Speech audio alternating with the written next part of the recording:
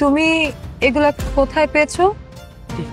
এগুলো আমি কোথায় পেয়েছি সেটা তো তোমার জানার দরকার নেই, কিন্তু তুমিই তো আমাকে বলছিলা যে পৃথিবীতে আমার পাশে আর কেউ থাকুক আর না থাকুক তুমি শেষ পর্যন্ত আমার পাশে থাকবা। এই তার নমুনা। রাকিব, তুমি আমাকে ভুল বুঝতেছো। আমি তোর ভুল বুঝা বুঝে তুই তোর কাছে রাখ। আমার বন্ধু বান্ধব আমার আগেই বলছিল তোর মতো একটা থার্ড ক্লাস মেয়ের সাথে প্রেম না করতে। আমি তো শুনি নাই, সবকিছুর বিপরীতে যে আমি তোর সাথে প্রেম করছি, আর তুই আমারে কি দিছস? এই তার নমুনা। অনেক হয়েছে, অনেকক্ষণ ধরে বলতেছো। আমারও কিন্তু এতদিন ধরে অনেক কিছু বলার ছিল, আমি কিন্তু কিছু বলি নাই। এই বয়ফ্রেন্ড হিসেবে তুমি আমার জন্য কি করছো? হ্যাঁ, জীবনে কোনো একটা গিফট কিনে দিছো? সেটা তো দিতে পারো নাই। করছোটা কি? পার্কে বাদাম খাওয়াইলে আর ফুচকা খাওয়াইলেই বয়ফ্রেন্ড হয়ে যায়? শোনো, বয়ফ্রেন্ড হওয়ার কোনো যোগ্যতাই তোমার নাই। আজকে থেকে তোমার সাথে আমার ব্রেকআপ। তুমি আমাকে আর কোনোদিনও নিজের গার্লফ্রেন্ড হিসেবে দাবি করতে আইসো না। আরে আমি তোরে কি গার্লফ্রেন্ড হিসেবে দাবি করবো? তুই আমার বয়ফ্রেন্ড হিসেবে দাবি করিস না। আর তোমার এই চেহারাটা কখনো আমি আমার চোখের সামনে দেখতে চাই না। শোনো, সময় আমারও আসবে, আর সেই দিন আমি তোমার চাইতে হাজার গুণ ভালো একটা মেয়ের সাথে প্রেম করে আমি তোমার দেখাই দেব। তোমার মতো ফকিন্নির সাথে কোনো ফকিন্নি প্রেম করবে, কোনো ভালো মেয়ে প্রেম করবে না, বুঝো নাই?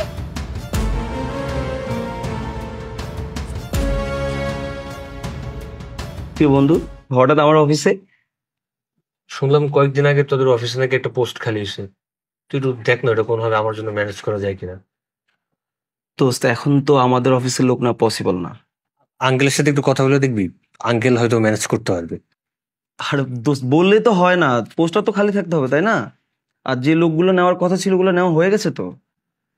সেটা তো বুঝতেই পারতেছি, কিন্তু তুই তো জানিস এই মুহূর্তে চাকরিটা আমার জন্য কি পরিমাণ দরকার। মানে একটা চাকরি হলে আমি একটা টেনশন থেকে বাঁচি আর কি।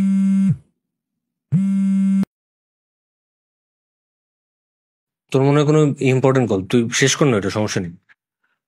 প্যারা নাই, বল, তুই শুনতেছি। না না, আমি ওয়েট করি, তুই কথা বলে শেষ কর। না, ইম্পর্টেন্ট না, তুই বল, সমস্যা নাই। বারবার কল দিতেছে তো, ইম্পর্টেন্ট কল হইতে পারে। আমি ওয়েট করি, তুই শেষ কর, সমস্যা নেই।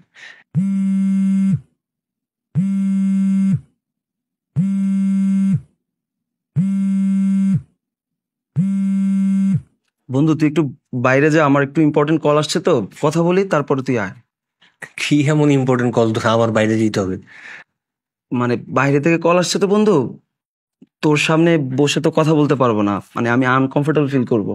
তুই একটু বাইরে। কতক্ষণ ধরে আমি তোমাকে কল করতেছি, হ্যাঁ তুমি আমার ফোন ধরো না কেন? আমরা লাঞ্চ করতে যাবো না?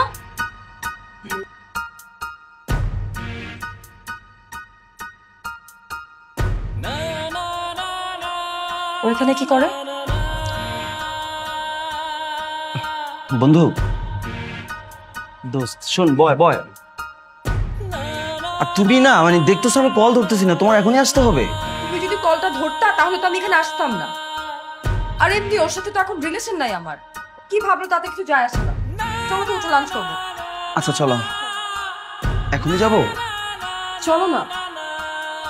এই বয়ফ্রেন্ড হিসেবে তুমি আমার জন্য কি করছো? হ্যাঁ, জীবনে কোনো একটা গিফট কিনে দিছো? কোথায় যাচ্ছিস? কোথায় আর যাবে আব্বা, এই নিয়ে 10 বার তো বাসা থেকে বের হইলো। ওই যে কথায় আছে না, মোল্লার দৌর মসজিদ পর্যন্ত, ঘুরে ফিরে আবার এই বাসায় ফেরত আসতে হবে। বাইরে তো থাকার কোনো জায়গা নেই। এবার এসে কোনো লাভ নাই কিন্তু। রাকিব, বাবা তুই কোথায় যাচ্ছিস? তোমরা সবাই ভালো থেকো। আমি বাড়ি ছেড়ে চলে গেছি। যদি বেঁচে থাকি আবার তোমাদের সবার সাথে দেখা হবে, আর যদি কখনো দেখা না হয় তবে ভেবে নেবে আমি আর বেঁচে নেই। মা, জানি আমি ছোটবেলা থেকে এখন পর্যন্ত তোমাকে অনেক কষ্ট দিচ্ছি, তুমি আমাকে মাফ করে দিবে।